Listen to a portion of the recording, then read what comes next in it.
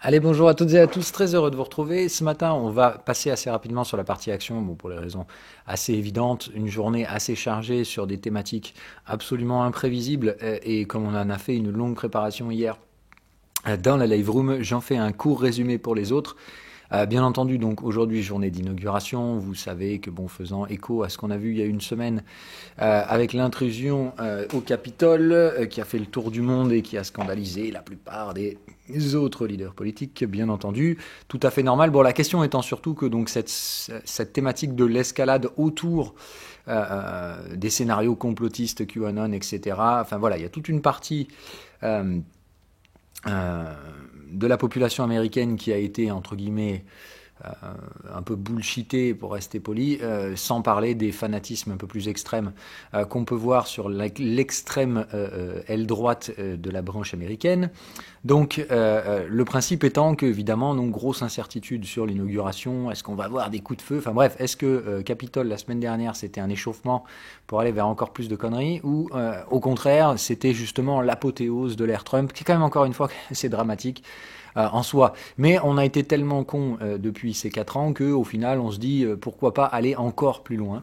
Donc on va faire attention, je présume absolument pas évidemment donc d'une catastrophe de ce type-là, mais autant dire que c'est tout à fait impossible d'imaginer encore une fois ce que peuvent faire des gens radicalisés. Donc l'histoire tente à prouver évidemment que là, quand il s'agit de repousser l'horreur et la bêtise, tout comme une bulle spéculative, il n'y a de limite que l'imagination d'un être humain, et putain Dieu sait qu'elle est parabolique. Donc, on va voir si ce qu'on a eu la semaine dernière était un avant-goût ou si c'était bien le point d'arrêt de 4 ans de folie de Trump en tant que président. Alors, évidemment, je parle en tant que personne, hein, je ne parle pas de sa politique. Bien entendu, ça, c'est laissé au libre arbitre de chacun d'entre nous. Bref, donc aujourd'hui, moi, je reste à l'écart des indices, toujours sur des stratégies donc de couverture avec une très légère exposition vendeuse, mais vraiment très très très légère. Et j'ai plutôt jeté mon dévolu sur le Russell pour ce faire. Maintenant, je ne vise clairement pas des fins du monde, mais comme on l'avait dit, hein, en cas de volatilité, même s'il devait y avoir un truc hyper choquant, comme par exemple des coups de feu, voire des morts. Bon voilà, je m'attends au maxi à un retour sur des supports, toujours pareil dans des structures à mon sens dans lesquelles les overlaps sont à acheter. Donc plutôt à rester avec un biais acheteur, alors évidemment sauf un cataclysme monstrueux, genre réel attentat et mort du président américain, enfin bon voilà, là on serait vraiment dans quelque chose de beaucoup plus dangereux. Mais voilà, sinon on va dire, hormis truc quasi improbable à 0,0001% des chances, on va plutôt partir sur, au mieux, avec des catalyseurs baissiers, un retour vers les supports. Et si tout simplement il ne se passe rien, hein, c'est-à-dire encore une fois, il y a de la tension, là n'est pas la question, mais on voit toujours ces mêmes paris sur la volatilité qui, en contrepartie, reviennent à dire beaucoup d'opérateurs veulent couvrir le risque d'un risque à court terme face à toujours encore une fois une visibilité qui semble s'améliorer à moyen terme. Autrement dit, bah ça c'est la panache du market maker qui va tout simplement dire ok, bon, vous voulez vous couvrir à court terme, moi je vais couvrir, voilà le prix de la couverture, si vous la voulez vous la prenez. Ce qu'on voit c'est que là les market makers eux effectivement n'hésitent pas à vendre des puts pas chers pour cette couverture. Donc toujours pareil, attention au market making. Il y a bien un moment où à force de pricer des risques de façon très basse, si on se tape un vilain truc comme le Covid, voilà ce que ça donne derrière, ça donne un écroulement des structures de gestion du risque, tout simplement parce qu'à force de pricer qu'il n'y aura pas de problème quand on s'en mange un, eh ben voilà. Donc on fait toujours attention à ces structures donc de pics de volatilité puis de détente liées à des injections monétaires, etc., etc. Enfin entre autres, et tout ça, tout ça. Donc moi, je ne parlerai pas trop du marché action. Je pense que la bonne posture à avoir aujourd'hui, c'est exactement celle que j'ai. Très légèrement vendeur en attente de voir si de la volatilité se met en place. Mais ce n'est pas le moment, encore une fois, de sortir le fusil. On est vraiment, à mon sens, au début de l'année, toujours dans les mêmes contextes dans lesquels on a des alertes vendeuses assez nettes, mais on voit qu'il n'y a aucune réaction sur les prix. Il n'y a tout simplement pas de volatilité. On squeeze sur différents time frames. Et rappelez-vous, hein, on a fait la même en fait que les années précédentes. Hein. On squeeze l'horaire, puis on squeeze le 4 heures, puis maintenant on squeeze le daily. Bref, voilà, c'est quoi la prochaine étape? Squeezer l'hebdo. Enfin bon, voilà, on reporte entre guillemets les problèmes à demain, et encore une fois, c'est compréhensible. Il n'y a pas là, en l'état actuel, de problème imminent, et c'est ce qu'on avait dit, selon la fin qu'on avait connue cette année. Il est tout à fait probable, à mon sens, que si jamais il ne se passe rien, on continue dans cette lente agonie jusqu'à squeezer les prix hein, sur les time frames daily. Comme vous le voyez, hein, on l'avait fait sans problème. à l'hiver 2018, avant évidemment de se manger une belle mandale juste derrière. Donc est-ce que c'est, on va dire, une nouvelle pattern de ce type qui pourrait se déclencher? Moi en tout cas personnellement, je trouve que des expositions irrationnellement vendeuses sont tout aussi stupides que d'être permaboule sur des prix complètement topiches. Donc voilà, attendre des replis éventuellement, s'ils se mettent pas en place, pas spéculer trop fortement à la vente pour pas subir les pertes. Et encore une fois, rappelez-vous qu'au bout d'un moment, le market maker se pose en contrepartie de vos trades. Si lui, il a décidé au bout d'un moment qu'il voulait juste pas faire baisser les prix parce que tout le monde vendait, il vous vend de la couverture, et où est-ce qu'il va récupérer son argent? Sur la perte de valeur de votre couverture, tout simplement. C'est-à-dire qu'au bout d'un moment, à partir du moment où les prix vont plus baisser, ou ne baisserait pas parce qu'il se passe rien, vous allez devoir faire quoi? Vous allez devoir revendre vos puts et il va vous les racheter moins cher. Bref, il aura gagné la différence entre les deux. Donc les market makers aujourd'hui, clairement, en se portant en contrepartie des opérateurs plus souvent institutionnels ou en tout cas plus institutionnalisés dans leur gestion du risque, clairement aujourd'hui ils ont en face d'eux une contrepartie qui préférait que tout se passe bien et qui va limite au bout d'un moment presque miser contre eux, c'est-à-dire ne pas vendre d'actions ou empêcher les ventes d'actions pour maintenir un calme. Donc toujours pareil, pour moi on est dans cette lévitation quantique un peu instable, dont on comprend pas trop bien encore une fois ces mécanismes de il se passe plein de trucs, pourquoi le marché en a rien à branler.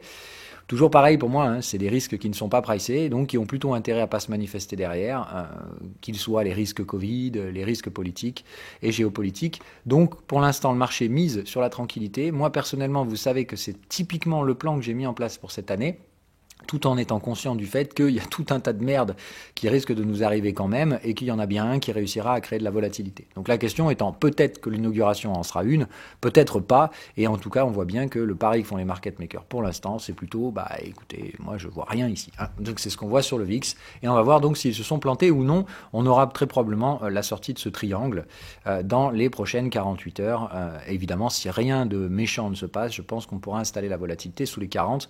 Je vous laisse apprécier le canal de tendance, mais évidemment vous comprenez qu'on est où au jour de l'inauguration, perché entre les deux avec une moyenne acheteuse mais un contexte vendeur. Bref, franchement c'est 50-50, celui bien malin, celui qui va me dire qu'il va se passer un truc ou qu'il se passera rien, ça sent Madame Irma, pour être poli. Voilà, donc moi je fais pas ce pari là, je ne sais pas ce qui va se passer. Donc la couverture c'est le strict minimum, une exposition vendeuse éventuellement parce qu'on a des signaux mais il n'y a pas de volatilité, donc toujours pareil, réservé à des expérimentés, je ne veux pas de débutants là-dedans. Le WTI tente les débordements, donc je vais voir s'il réagit évidemment sur cette zone-là ou s'il poursuit encore une fois lui aussi. Je vous ai fait tout ce plan hier. Pour ma part aujourd'hui, si vous devez regarder un truc sur la journée de l'élection, regardez la direction que prendra le WTI et regardez en parallèle les taux à 10 ans. J'ai passé hier beaucoup de temps à faire cette argumentation dans la live room. Bon, j'ai pas le loisir de la refaire ce matin, mais voilà, on voit bien que les taux pourraient avoir une légère pression en repli vers les supports. Maintenant, pour moi, le franchissement des 1, c'est pas un petit niveau, et puis encore une fois je vous alerte sur la structure du momentum ici. On a de toute façon donc des cassures de cycle, on a des cassures de résistance, et à mon sens ici un point bas historique sur les taux dont on ne reverra plus la couleur à mon avis, mais toujours pareil, des pressions quand même sur les taux historiques dues à des moyennes. Mais attention, regardez la pente de la moyenne, c'est juste de dire c'est une chute historique des taux qu'on a connue. Donc toujours pareil, à mon sens, une normalisation de la courbe de taux qui va très probablement dans les prochaines années déclencher une énorme crise de crédit, mais pas tout de suite. Donc pour l'instant, je dirais une oscillation à venir entre 1,5 et 1%, avec 1% à mon avis support difficilement refranchissable à la baisse, et 1,5 plafond de verre difficilement franchissable à la hausse, hormis catalyseur très dangereux. Donc on va étudier ça à mon avis, et ça me semble être très intéressant. Donc notez bien comme d'hab la pente à 45 degrés qui m'invite à penser que c'est la montée en crabe classique. On peut faire un retour à 1%, mais à terme, on va aller taper du 1,50. Et c'est surtout, moi, la dynamique que j'étudie. C'est-à-dire que tant que cette dynamique reste ancrée dans cette forme de canal, on dirait que tout va bien et que la zone d'atterrissage, c'est plutôt le fameux sell in May and go away. Et quand on arrive ici, évidemment, il vaut mieux se foutre sur des contrats de taux et vendre des actions. Et dans ce cas-là, on y va avec de la visibilité, comme on l'a dit, pas de chaos, ou en tout cas un chaos plus ou moins sous contrôle, et tout va bien, et on reste sur plusieurs mois de lente agonie haussière sur les indices en contrepartie. L'autre solution, comme je vous dis, c'est malheureusement on accélère hors de cette zone-là. Là, ce sera plutôt le signe évidemment donc d'un raffermissement des problématiques, souvent liées au crédit, c'est-à-dire que si les taux montent malgré une demande pour des actifs refuges, c'est que tout simplement, on perçoit qu'il y a un risque imminent inflationniste ou sur le crédit. C'est souvent les facteurs principaux d'un premium premium sur un taux. Et autrement dit, il y a le taux de base de la Fed, auquel s'ajoute la prime de risque liée à la prime de défaut, enfin la capacité de défaut, donc le risque de défaut de l'État américain, autant vous dire que c'est quand même très très faible, mais la montée du taux, c'est que c'est soit ça, soit des risques d'inflation, puisque c'est la seconde chose que price un premium par rapport à un taux de base. Donc c'est soit des risques inflationnistes, soit des risques de défaut de l'État américain qui sont pricés aujourd'hui, puisqu'on voit ces taux qui montent. Donc la question, toujours pareil, lequel de ces deux-là est bien malin, celui qui a la réponse. Voilà, à surveiller, donc si on quitte pas cette zone donc de tranquillité sur les taux, tant qu'on reste à l'intérieur du canal, pas d'inquiétude. Sur le WTI, toujours pareil, pour ma part, je doute clairement qu'on ait affaire à un reverse, mais je pense qu'en cas de volatilité, tout comme les actions, on pourrait voir donc une baisse des matières premières, de même qu'une baisse des indices, un peu une baisse globale, mais à mon sens, derrière, très très probablement une reprise avec un franchissement de la résistance qu'on connaît actuellement. Donc toujours pareil, des gestions du risque intermédiaire contre le sens des flux existants. Donc je recommande clairement pas à des gens moins expérimentés de foutre les doigts là-dedans. Là encore une fois, réservé à des expérimentés, bien entendu. Donc voilà pour le secteur action. J'ai essayé d'aller à l'essentiel, 10 minutes, je suis plutôt content de moi.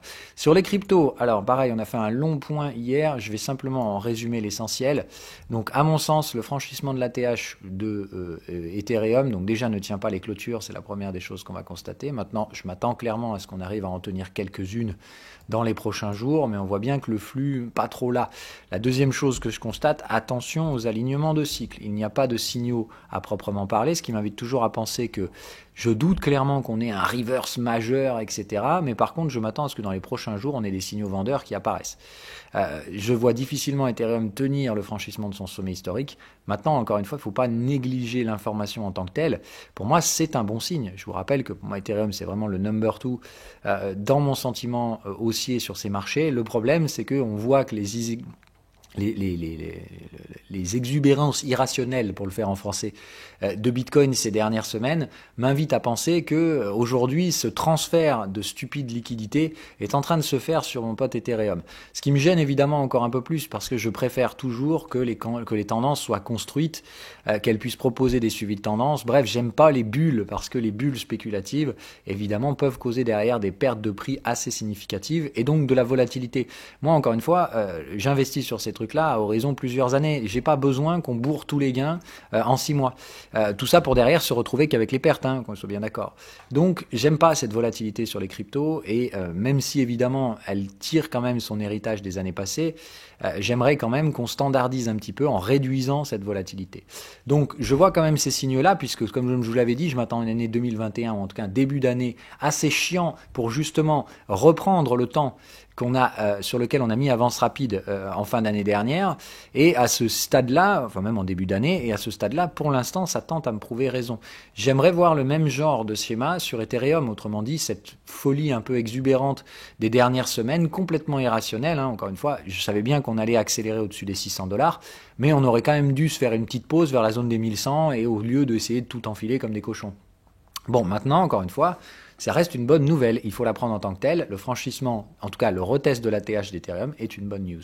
Maintenant, je trouve que c'est quand même hors contexte lié à sa croissance. Donc toujours pareil, je plaide plutôt pour des replis ou des structures de stabilisation. Et la question ici étant donc de dire, pour arriver à la conclusion, tout simplement pour moi, d'un point de vue gestion du risque technique, je sais qu'aujourd'hui tout le monde veut rentrer dans Ethereum. C'est un peu le truc du moment, mais effectivement des vieux potes reviennent pour me dire je veux rentrer là-dedans, etc.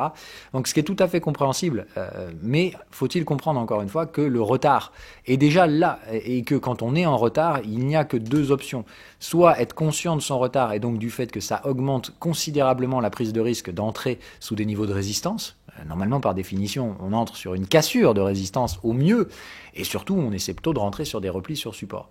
Donc voilà, moi je suis toujours dubitatif du fait que ça, c'est un test de support, parce que dans ce cas-là, si ça c'est un test de support et qu'on succède à un franchissement de résistance, enfin qui précède un franchissement de résistance, je vous laisse apprécier la structure du prix. Voilà, pour moi, je suis désolé, c'est la bonne vieille parabole à gogol. Donc j'ai quand même un peu du mal avec ce type-là. Ça traduit encore une fois toujours la même chose, un supply illimité, mais surtout une demande absolument exacerbée. Et ça, c'est encore une fois que la traduction du marché qu'on connaît actuellement. Beaucoup de gens veulent rentrer, se fichent de savoir quel prix ils payent, et toujours pareil, ils déstructurent le lien offre-demande à un point où évidemment donc la demande devient irrationnelle, l'offre l'offre étant insuffisante, les prix montent très vite. Maintenant, encore une fois, c'est vraiment la loi de l'offre et de la demande. Tout le monde veut des trucs que peu de gens possèdent et ne veulent pas lâcher au prix actuel. C'est mon cas perso. Je les ai achetés pas cher et j'ai pas du tout l'intention de les revendre ici. Donc, voilà, les gens qui les possèdent veulent pas les lâcher. D'autres gens dont le prix semble une variable secondaire, parce qu'ils en veulent et parce qu'ils pensent pouvoir gagner de l'argent dessus. Il y a vraiment les deux aspects spéculatifs qui se juxtaposent aujourd'hui, ce qui n'est pas le cas de 2018, je vous le rappelle. 2018, c'était vraiment j'achète parce que je veux gagner de l'argent. Aujourd'hui, c'est beaucoup plus que ça. C'est j'achète parce que j'en entends parler, hein, et que j'ai peur, et que je pense qu'il en faut pour éviter printers go broke. Donc, il y a tout de suite une notion qui est différente. Donc, encore une fois, le traitement du prix derrière ne sera pas le même. La demande, pour moi, reste clairement irrationnelle. Parce que si vous y réfléchissez, aujourd'hui, vous avez plus besoin de bouffer que d'acheter des Ethers. Mais on voit cette demande irrationnelle d'un public avisé ou non qui cherche à acheter ces cryptos. Donc, dérèglement de l'offre et de la demande, le prix bouge de façon assez erratique. Maintenant, comme je vous l'ai dit, moi j'aimerais bien voir la smart money gérée. C'est-à-dire qu'aujourd'hui on dispose de produits dérivés assez liquides sur ces cryptos, les différents produits futurs déjà proposés par différents exchanges, sans parler du CME qui va débarquer début février. Donc j'ai vraiment l'impression qu'encore une fois la smart money va avoir des moyens de compenser cet excès de demande par un supply inexistant. Parce qu'encore une fois, on peut très bien augmenter le supply d'un actif sans vendre ce qu'on possède. C'est tout simplement ce qu'on appelle une position de couverture. Et dans ce cas-là, on va vendre à découvert des Ethereum non possédés qui sont donc là pour faire augmenter le supply et qui pourraient temporairement compenser la demande irrationnelle. Et dans ce cas-là, on aurait des prix en range avant, je le pense, que ces stratégies de couverture soient coupées et que cette fois, on reparte sur une structure plus haussière. Toujours pareil, pour moi, le schéma logique le plus approprié à la structure actuelle serait la structure TAS avec Anse. Bref, on en a déjà parlé, je ne vais pas y revenir. Donc, pour moi, plutôt essayer d'être patient et d'attendre sur ces supports. Maintenant, encore une fois, c'est un jeu de chat et de souris dans lequel, pour moi, il est très difficile de faire un forecast, tout simplement parce que moi, je peux mesurer le supply de manière assez simple, puisque voilà, je vois bien très bien quel genre d'opérateurs se sont positionnés sur l'Ethereum et sur quel prix ils sont rentrés. Je vois bien qu'ici, ils peuvent faire une gestion du risque, mais ils ne peuvent pas vendre plus de 25% des coins qu'ils ont achetés. Autrement dit, on peut en vendre un peu, on est probablement en train de le faire, mais face à ça, on a des mecs morts de faim qui se jettent dessus sur le bout de viande comme s'ils étaient des zombies. Donc, clairement, face à ça, on en vend un peu, mais si on n'arrive pas à tenir les bêtes, on va les laisser passer. Et eux, ils sont prêts à acheter n'importe quel prix débile. Je les vois déjà viser des targets 2000, 2004. Alors oui, on peut y aller sans problème, mais ce sont des targets techniques. Ce ne sont pas des targets rationnels. Et on voit bien que la gestion du prix ne l'est pas du tout. Donc encore une fois, si le but c'est de dire tout le monde en veut, donc j'achète pour leur vendre plus cher, je suis navré de vous le dire, mais là on s'écarte un petit peu de la thématique protection ou valeur de croissance future liée à une demande à la blockchain, etc. Là on commence vachement plus à ressembler à 2018 pour faire simple. Donc les différents schémas pour ma part il y a différentes zones spéculatives qui à mon sens correspondent à des structures de gestion du risque de ma stratégie personnelle. Après évidemment chacun sa propre stratégie. Et voilà les zones sur lesquelles moi je vais regarder le traitement du prix. J'ai rien du tout sur la TH parce qu'encore une fois pour moi avant de trader un breakout il me faut un range et ça pour moi c'est à peine visible tellement c'est inexistant. Donc si on avait pris le temps de constituer ce range, je vous aurais dit ok effectivement pour un breakout. Le fait de se l'empiler en même pas une semaine pour dire allez vite ATH pour faire rentrer les cons et pour faire monter les prix. Bon voilà je suis toujours pas trop d'accord avec ce genre de breakout très spéculatif parce qu'encore une fois pour moi la spéculation c'est bien joli mais moi ce qui m'intéresse c'est plutôt de traiter la valeur. C'est à cette valeur que je m'expose sur le buy and hold. Donc si le prix monte trop vite, je peux pas renforcer les positions parce que je sais que derrière, il y aura un coup de grisou qui reviendra dans l'autre sens. Et j'ai pas envie, encore une fois, donc de surexposer le marché pour subir la baisse plus fortement. Donc moi, je passe clairement sur la TH parce que j'ai pas de structure de breakout. Pour moi, la dernière fois qu'on a breaké, c'était ici. Et encore une fois, je n'applique pas les stratégies de trend follow sur Ethereum pour l'instant. Maintenant, j'aimerais, si on forme une accumulation, là pour le coup, sans aucun problème, me formaliser vers des structures de breakout, mais un petit peu plus tard dans l'année me semblerait plus approprié. Voilà, donc si je résume, ne pas lutter ici, le but n'est pas de passer vendeur, c'est complètement con, il ne faut pas vendre. Le principe étant juste de dire que si vous voulez absolument acheter des Ethereum parce que vous pensez que vous allez mourir si vous ne le faites pas, ok, mais gardez peut-être un petit peu de cash parce qu'il risque d'y avoir des stratégies de couverture qui vont augmenter le supply comme on en parlait et qui malgré une demande irrationnelle pourraient très bien équilibrer les prix. Autrement dit, c'est pas parce que vous voyez les paraboles habituelles que vous allez rater le trade du siècle, etc., etc. Les différentes zones spéculatives qui pourraient être visées en cas de débordement du sommet, c'est-à-dire comme on l'a dit dans ce cas-là, le manque de supply compense pas une demande irrationnelle et tout le monde rentre bêtement dans un breakout sans savoir trop comment, pourquoi et sans réfléchir à la valeur.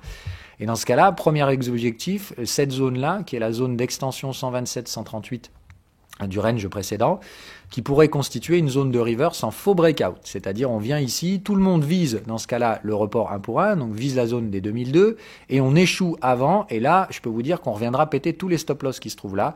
Généralement à la suite de cette structure, on revient chercher une zone sous le sommet, et on voit ensuite, c'est-à-dire qu'ensuite une fois ici, soit effectivement comme je vous dis, la valeur en soi se trouve ici, on passe irrationnellement au-dessus, on passe en dessous, on flush tous les spéculateurs, on chasse quelques stop-loss et après, évidemment, on repart éventuellement avec un biais plutôt positif, évidemment à condition que la valeur continue de s'augmenter. L'autre option, c'est vraiment on joue le breakout jusqu'au bout. Alors là, ça veut dire plus du tout de vendeur, hein, comme j'ai dit, c'est-à-dire un supply très limité et une demande très irrationnelle ou très court terme, très momentum-like, genre j'achète 1007 pour gagner $400 en 3 jours. Ah, bon, le grand classique qu'on connaît sur les cryptos quand elles sont complètement folles, mais qui peut tout à fait se produire. Dans ce cas-là, ce qui va m'intéresser, c'est donc, comme je l'ai dit, de ne pas échouer ici, donc de regarder bien comment la zone ici est traitée ou si elle est complètement traversée, comme l'avait fait Bitcoin, et surtout, est-ce qu'on atteindra le ratio 1 pour 1, c'est-à-dire donc la confirmation du breakout hebdomadaire. Breakout auquel, encore une fois, je ne veux pas m'exposer personnellement. Ici, pour moi, il n'y a que les stratégies en breakout qui peuvent être mises en place. Moi, je refuse de m'y exposer. Donc, par contre, si on atteint ce ratio 1 pour 1, ce qu'on aura ici, c'est une stratégie de squeeze de la troisième borne, qui est une stratégie que, par contre, ça, je pratique moi personnellement, qui revient à dire que si vraiment, ici, on aurait dû constituer une troisième borne, et c'est le cas, si elle n'est pas présentée et qu'elle est simplement, donc, comme je vous dis, spoilée comme si elle n'avait même pas existé, il faut atteindre le ratio 1 pour 1, donc de confirmation, et dans ce cas-là, je serais prêt à acheter un repli vers cette zone, c'est-à-dire à repayer 1100, 1200 à peu près, un petit peu plus tard dans l'année, si on y a bien entendu un pullback. Évidemment, si on part en mode to the moon en ligne droite, tout simplement, c'est à ça que servent les buy and hold, à couvrir des stratégies très chaotiques dont la gestion du risque est impénétrable autrement que justement grâce à ces buy and hold. Mais dans ce cas-là, je n'appliquerai que des stratégies de traitement de bulles, c'est-à-dire, même pas, vu le volume que j'ai aujourd'hui, j'ai pas besoin de renforcer, mais tout simplement, je laisserai la bulle s'exploser elle-même et je récupérerai mes profits à ce moment-là, mais on aura largement le temps d'en reparler. Voilà entre guillemets les trois zones spéculatives.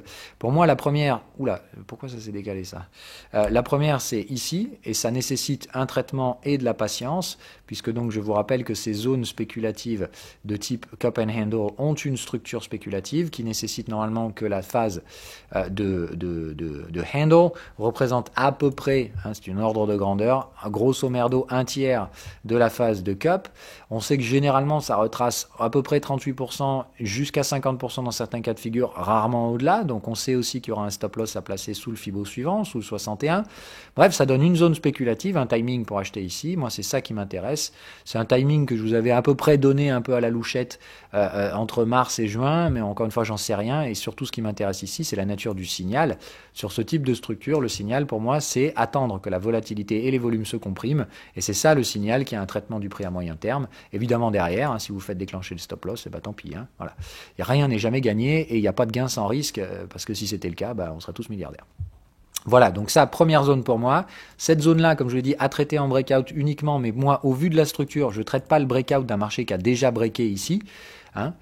Et je ne considère pas que le petit pullback qu'on a fait, qu'on ne voit même pas sur l'UT hebdomadaire, est suffisant. Donc moi, c'est soit effectivement on échoue ici et on constitue un range qu'on break, mais un vrai beau range, et dans ce cas-là, je serais prêt à trader le breakout. Soit on vient chercher la handle, soit on va chercher cette première zone spéculative, et dans ce cas-là, ici, pas de reverse, interdiction de vendre, mais bien de comprendre qu'ici, on aura une forte probabilité de revenir rechercher 1100, 1200, avec des supports, dans ce cas-là, potentiellement tradable. Mais ça, ce sera d'achat de deuxième borne de range, ça ne pourra être fait que par les expérimentés. Sinon, attendre qu'un range se forme et on attendra de traiter sa cassure haussière. Et évidemment, s'il y a cassure baissière, là, c'est pas bon. Mais en cas de cassure haussière, ok, pareil, ici, je serai d'accord pour jouer un breakout. En cas d'option où on a un breakout suivi, il faudra, à mon sens, atteindre le ratio 1 pour 1. Et dans ce cas, la même chose, je traiterai en repli la zone de la troisième borne de range qui a été squeezée. C'est la même zone, 1100, 1200. Voilà. Donc pour moi, hein, très clairement, au jour d'aujourd'hui, si on échouait sur la structure cup and handle, attendre une baisse de volatilité et la zone d'achat se situerait plutôt entre 800 et 950. Et évidemment, si on arrive à breaker, selon si on échoue ici ou ici, si on échoue là, je veux pas vous voir acheter 1100, 1200, ce sera beaucoup trop risqué. Comme je vous dis, ce sera vraiment réservé aux plus expérimentés. Si on arrive là, à mon avis, c'est tout public. Un achat sur repli dans la zone 1100, 1002. Évidemment, normalement, cette solution-là propose un repli très volatile, c'est-à-dire ça range beaucoup par là, tout le monde est super chaud, on fait une fausse cassure haussière et bam, d'un coup, on fait un petit repli très brutal avant de repartir. Donc là, par contre, ici, c'est mettre un ordre dans les carnets, être très patient et attendre sagement que les prix reviennent. Normalement, la structure de retour vers ce niveau-là est assez erratique et irrationnelle également. Bref, on aura tout le loisir d'en reparler, mais je voulais vous cadrer ce scénario-là. Donc bref, si vous êtes en train d'acheter l'ATH d'Ethereum, pour ma part, vous faites quelque chose qui ne se limite qu'à un biais spéculatif. Autrement dit, je peux tout à fait le respecter. Je vais pas encore une fois sortir à dire vous êtes complètement con d'acheter un truc spéculatif, mais juste de dire, clairement aujourd'hui, par rapport à 2018, la valeur d'Ethereum est en phase de préparation d'une tendance. Je parle bien de préparation. Pour moi, Ethereum n'est pas encore en tendance organique, en croissance organique, ce qui n'est pas le cas de Bitcoin. On voit bien qu'aujourd'hui, Bitcoin se neutralise et c'est très bon signe justement. J'aimerais voir ce même signe de neutralisation du momentum un peu irrationnel avant de se préparer à l'apparition des tendances. Et là, on pourra faire du suivi de tendance correctement, etc., etc. Voilà. Donc c'est mon sentiment. Maintenant, encore une fois, je suis pas Nostradamus. Je ne peux pas prédire le comportement des spéculateurs particuliers inexpérimentés. Mon job à moi, c'est de prévoir ce que fait la smart money. Et clairement, je vous le dis en ce moment, la smart money se pose la même question que moi. Est-ce qu'on va réussir à casser un peu le momentum des fous furieux ou est-ce qu'on va les laisser hors de contrôle entre guillemets, est-ce qu'on pète la porte du zoo et les animaux font n'importe quoi. Voilà. Et dans ce cas-là, bien malin celui qui arrivera à prédire ce que fera le lion en cavale. Voilà. Donc moi, dans ce cas-là, je ne cherche pas à comprendre. Il n'y a rien à comprendre, mais juste de dire si la structure spéculative reste sous contrôle, on devrait voir des ranges apparaître. Bien au contraire, si évidemment on a une perte de contrôle des momentum à court terme dû à une demande beaucoup trop spéculative, et ben la hausse des prix sera inévitable, dû au fait que tout simplement la smart money, tout comme moi, n'a pas du tout envie de vendre les coins qu'on a achetés moins cher, et je trouve ça encore une fois totalement normal. Voilà, en tout cas, désolé pour cette émission un peu longue, mais je voulais faire un traitement propre et digne de ce nom, que ce soit par rapport à la journée d'inauguration, sur laquelle clairement je vous invite à prendre une journée off, et même chose pour moi sur les cryptos, il me semble qu'aujourd'hui, essayer de jouer des momentum irrationnels, c'est rechercher le goût du risque de 2018 pour ceux qui y avaient goûté à l'époque et j'ai l'impression qu'ils sont déjà en train de revenir, ou goûter le risque que vous n'avez pas encore goûté pour ceux qui n'avaient pas connu la bulle de 2018. Mais rappelez-vous, la saveur vous rappellera quand même qu'au bout d'un moment, même si pour moi il y a un contexte différent, je ne m'attends pas à un crack de l'Ethereum derrière, attention quand même, encore une fois, à des achats de résistance. Voilà.